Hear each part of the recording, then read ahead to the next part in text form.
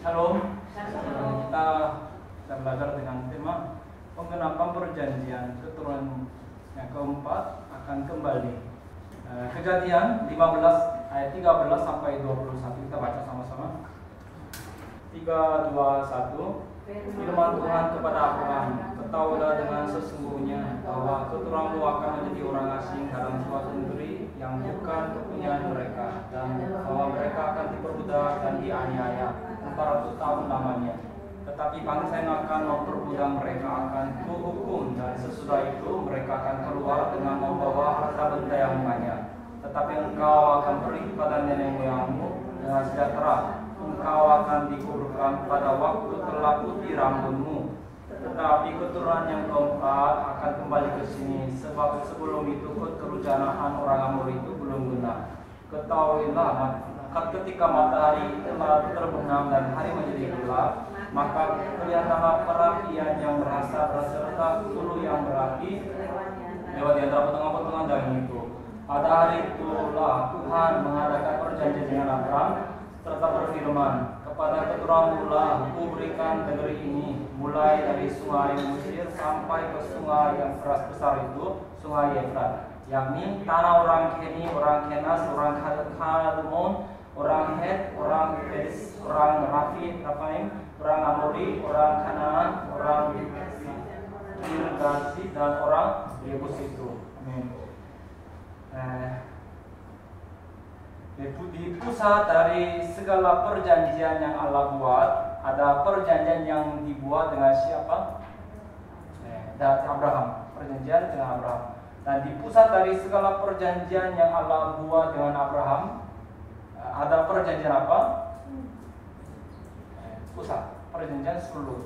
Dan inti harinya adalah tentang tanah Kanaan dan keturunan, tanah Kanaan dan keturunan. Dengan demikian, perjanjian sulh memperlihatkan pemulihan tanah dan umat manusia yang jatuh dosa. Dalam penggenapan perjanjian sulh ada 3 tempat. Di kitab Kejadian pasal 15 membuat perjanjian sulh. Lalu Kejadian, Keluaran, Imamat, Bilangan, lalu Ulangan, Yosua pasal 24 terakhir ya. Dibuat di 15, lalu ini digenapi nanti kita bahas di Yosua pasal 24 digenapi. Jadi dalam penggenapan perjanjian sulh ada 3 tempat: Mesir, padang gurun, dan tanah Kanaan. Mesir menimbulkan dunia yang telah jatuh dosa, dan padang gurun adalah kehidupan gereja. Lalu Kanaan adalah simbol dari kerajaan surga. Wahyu 11 ayat 8, Kisah Para Rasul 7 ayat 38, Keluaran 3 ayat 8. Maka proses penggenapan perjanjian sulh adalah perjalanan penyelamatan kita yang menuju ke surga dari dunia. Pada akhirnya dapat dikatakan bahwa pada perjanjian sulh terpadakanlah seluruh pekerjaan penyelamatan manusia. Seluruh pekerjaan apa?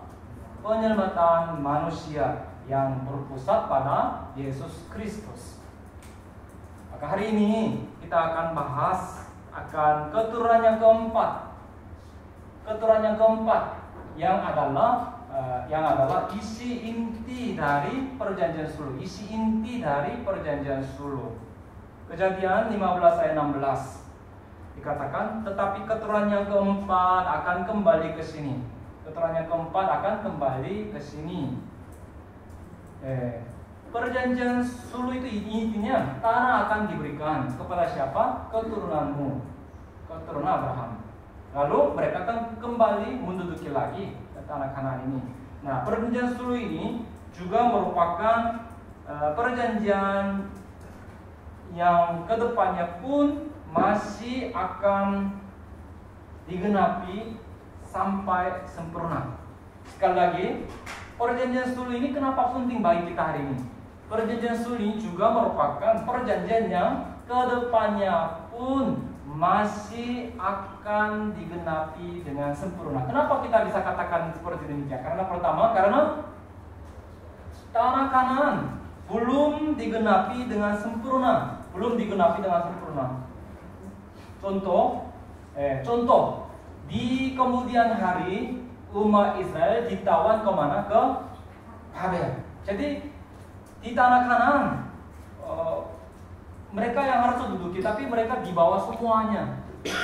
Misalnya orang Indonesia semuanya ditawan ke Malaysia, misalnya. Tidak ada di sini, tidak bisa diduduki.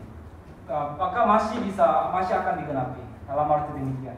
Maka kitalah yang harus menjadi keturunan keempat rohaninya, sehingga masuk ke surga Kanaan rohani. Amin. Ini jelas. Maka bagi hari ini firman diberikan bagi kita semua. Bukan kisah yang lama, yang kaku, bukan. Bagi hari ini sampai hari ini. Makanya dalam arti demikian, firman itu hidup, ya. Bukan firman yang mati, firman masih hidup dan bergerak. Poin kedua, karena perjanjian yang dibuat dengan Abraham, paling penting apa? Berapa perjanjian yang dibuat dengan Abraham? 7. Di antaranya tengah-tengah yang paling penting apa? Perjanjian sulh. Nah, karena perjanjian yang dibuat dengan Abraham, khususnya perjanjian sulh adalah perjanjian yang apa? Perjanjian yang kekal.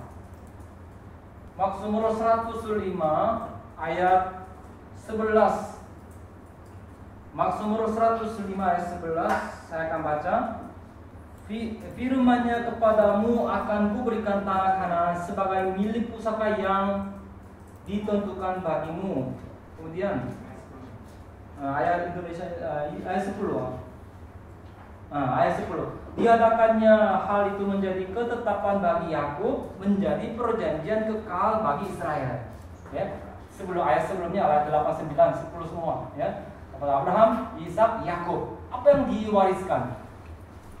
Perjanjian kan, intinya pusatnya perjanjian sulh. Itu adalah perjanjian apa? Perjanjian yang kekal. Perjanjian yang kekal. Maka kita yang harus menjadi orang-orang yang menggenapinya. Amin. Perjanjian ini akan digenapi di bumi ini, bukan di surga. Ya. Nah, hari ini kita akan membahas dengan berpusat pada siapakah permulaan dan siapakah akhir dari keturunan yang keempat yang dimaksud. Dan sebagai kesimpulan nanti kita akan lihat bagaimana keturunan yang keempat ini digenapi. Nah, memang di Alkitab tidak ditulis dengan jelas bahwa itu adalah dari siapa sampai siapa. Akan tetapi hal ini diterangkan dengan jelas untuk pertama kalinya di sepanjang sejarah dunia secara sistematis lewat buku kedua siri sejarah penebusan. Yang pertama, kita lihat haruslah mengenal dengan akurat permulaan dari keturunan yang keempat. Haruslah mengenal dengan akurat permulaan dari keturunan yang keempat. Ada dua kemungkinan. Berapa kemungkinan? Dua kemungkinan. Apakah itu dimulai di waktu Abraham atau di waktu Abraham atau di waktu keturunan Abraham? Mana yang benar? Atau dimulai di waktu keturunan Abraham? Poin 1, kita lihat pendapat bahwa keturunan yang keempat ini dimulainya dari keturunan Abraham. Dari keturunan Abraham. Ini non Alkitabiah. Tidak sesuai Alkitab. Itu pada waktu keturunan Abraham masuk ke Mesir, itulah yang dianggap permulaan dari keturunan yang keempat. Nah, untuk menambah pengertian, jika digambar silsilahnya seperti ini. Coba lihat, Abraham Ishak, Yakub, 12 anak. Ruben, Simon, Lewi, titik-titik. Anak bungsunya siapa? Benyamin, kakaknya Yusuf, ya. Ini Yusuf, Benyamin.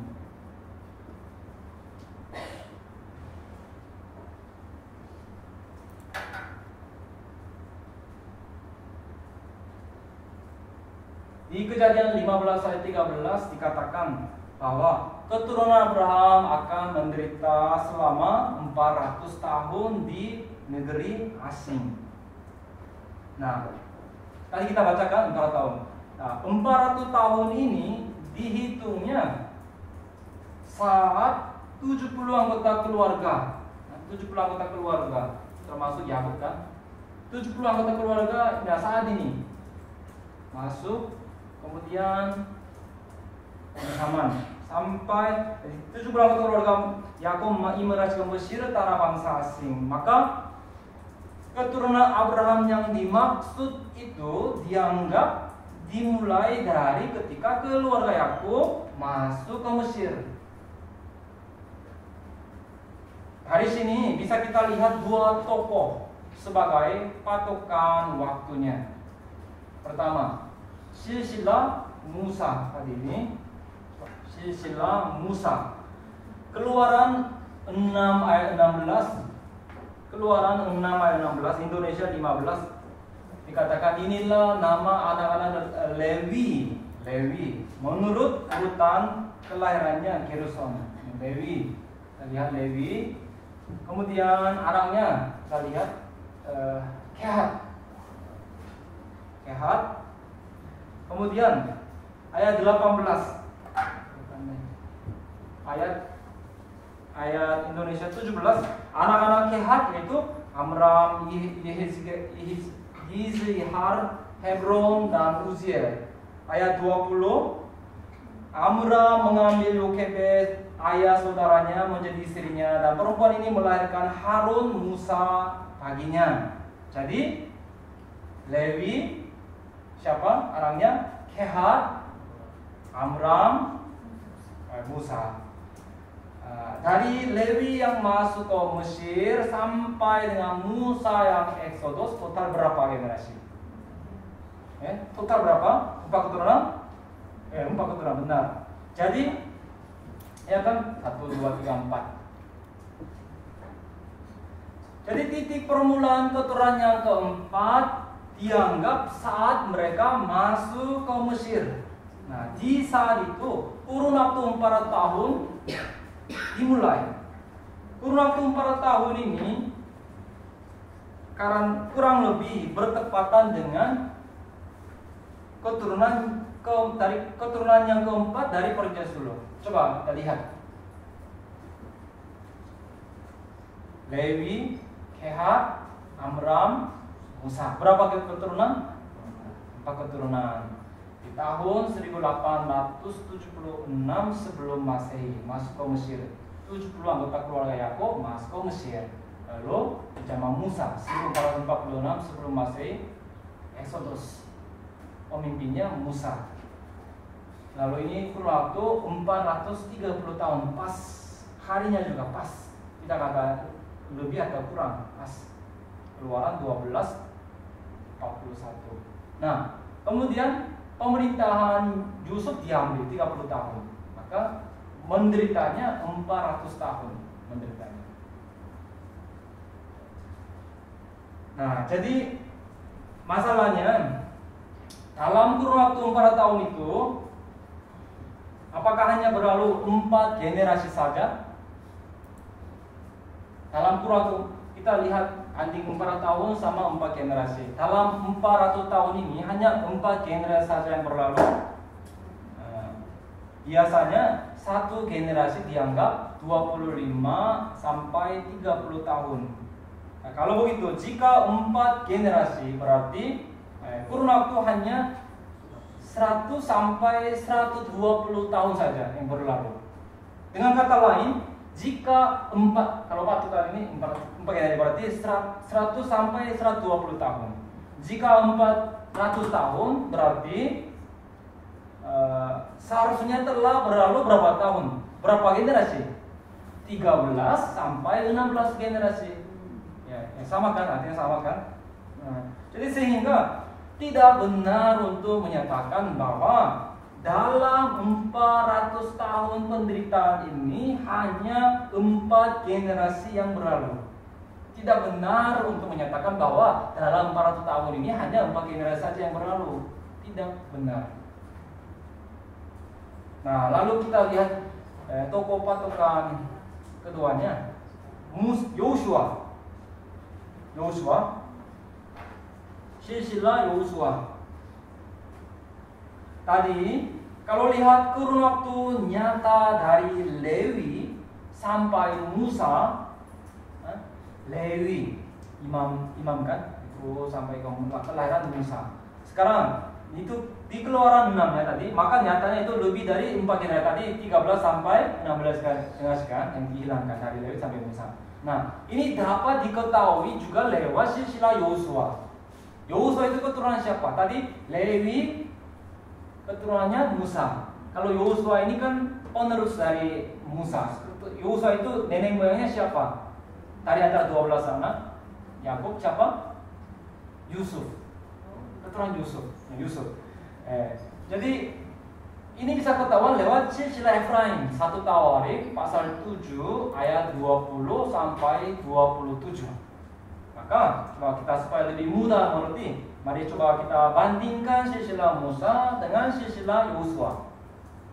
Coba lihat, Yakub, coba ikut di saya. Pertama, Yakub, Lewi, Kehat, Amram, dan Musa. Kemudian Yakub, Yusuf, Efraim, Beria, Resaf, Telah, Tahan, Ladan, Amihud, Elisama, Nun, dan Yosua.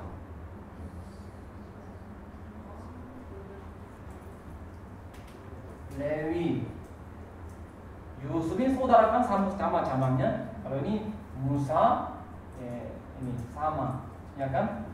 Sejaman.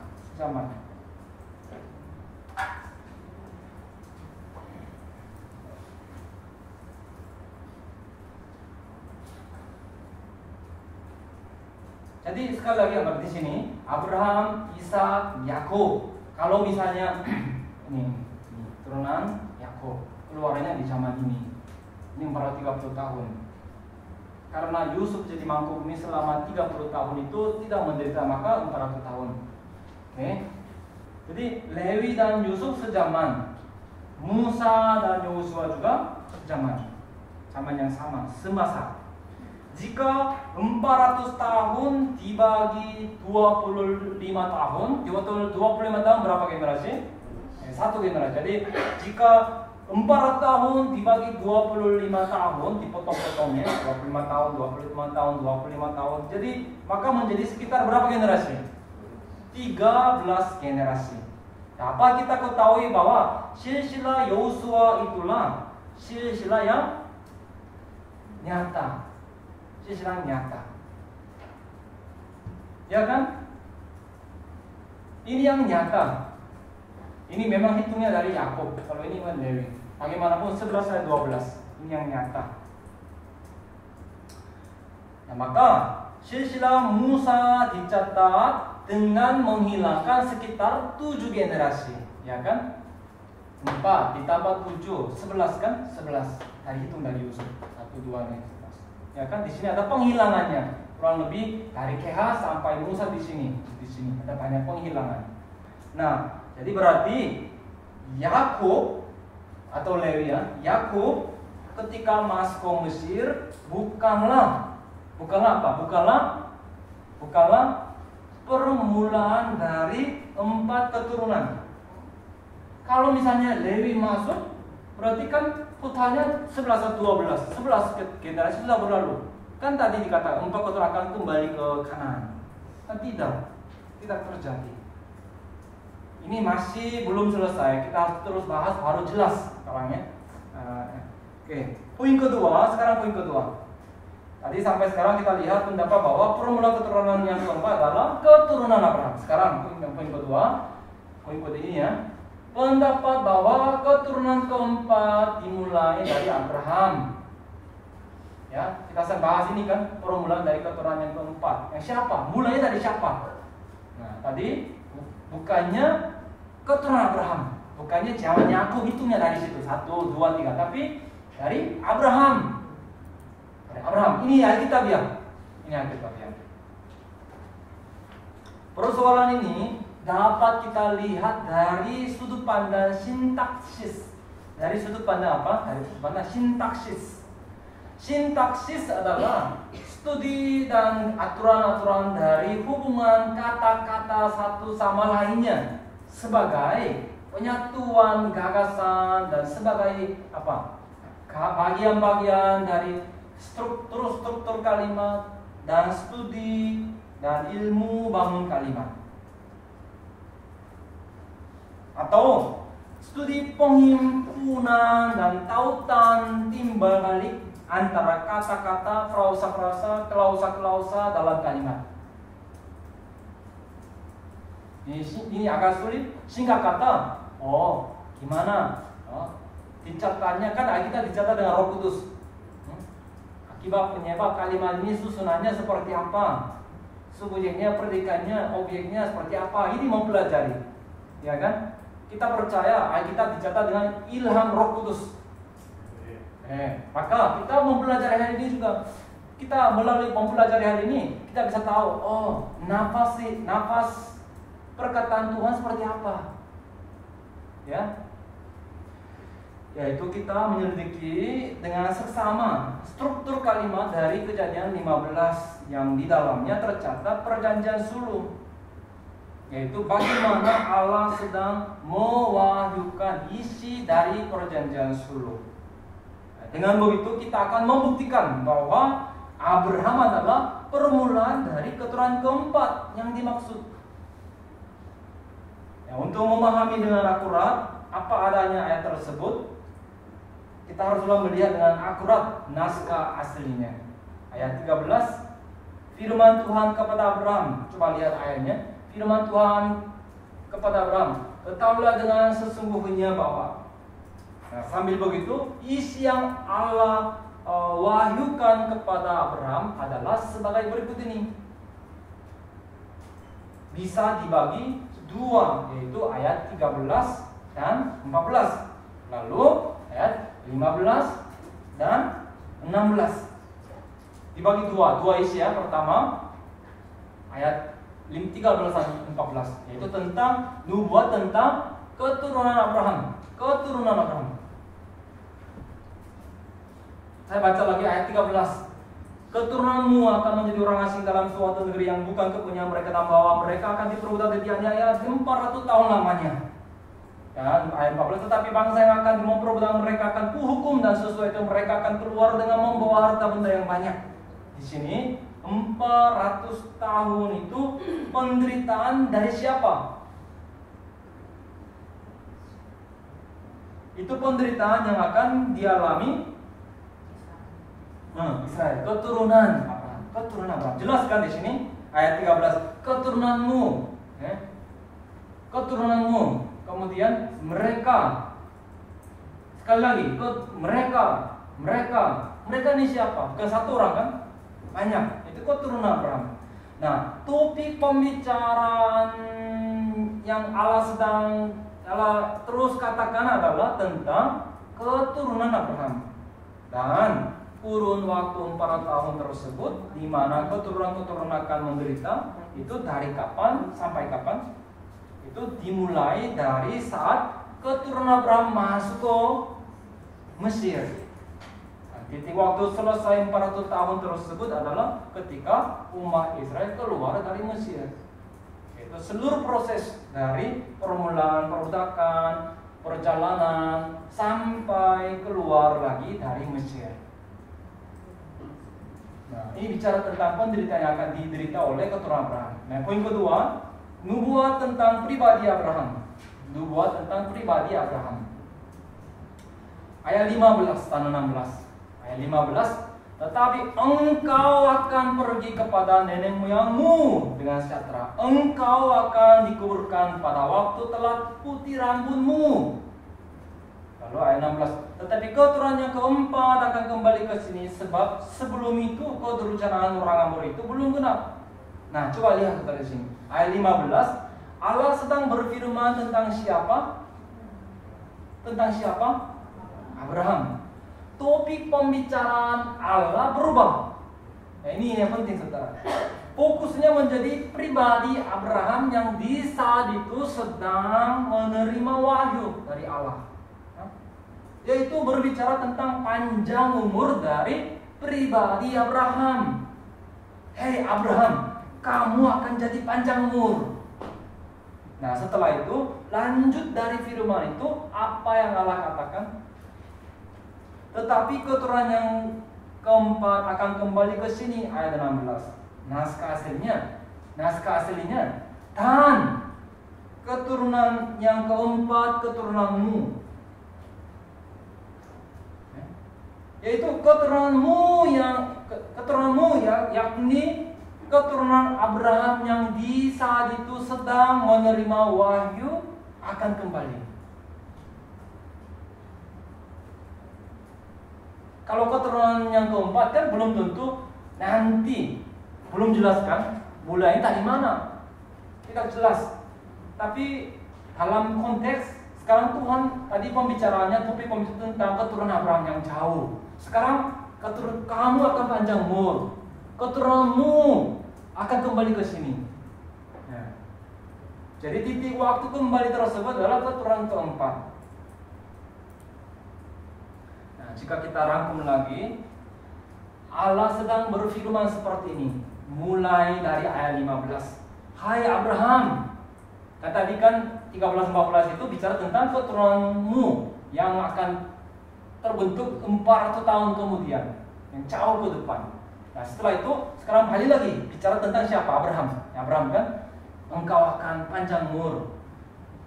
Hai kamu Abraham, kamu akan panjang umur, dan keturunanmu yang keempat akan kembali ke tanah ini, karena sampai hari ini dosa Amori belum genap. Jadi pada akhirnya lebih cocok untuk menafsirkan bahwa Abrahamlah permulaan keturunan yang keempat sesuai konteksnya. Sebagai tambahan, itu juga dibuktikan lewat hubungan ayat 16a dan b. Ayat 16, keturunan yang keempat akan kembali ke sini, sebab sebelum itu keturunan orang Amor itu belum genap. Di sini kata sebelum itu, bahasa Ibrani adalah ade,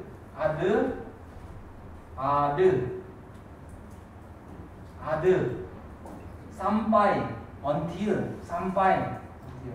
Kemudian ditambah hena di sini. Kalau tempat di sini, kalau waktu sampai sekarang, saat ini. Di sini, kini, sekarang gitu. Jadi ini menunjukkan bahwa sampai saat ini kapan, saudara? Saat ini kapan? Saat Abraham sedang menerima wahyu dari Allah. Sampai saat ini, ketika Allah sedang berbicara dengan Abraham, yaitu ketika Abraham sedang menerima wahyu. Artinya, meskipun sampai saat ini dosa dan keturunaan orang Amori belum genap, tetapi pada keturunanmu yang keempat, dosa dan kejahatannya akan penuh. Nah, saat itu keturunanmu akan kembali ke sini dan menaklukkan tanah ini. Nah, makanya dalam perjanjian Sulh terkandung pemulihan tanah dan keturunannya, tanah dan umat pilihan yang akan dipulihkan. Ini terkandung di dalamnya, ya. Jadi pada akhirnya permulaan keturunan yang keempat adalah siapa? Abraham. Supaya tidak bingung, jelas dari Abraham.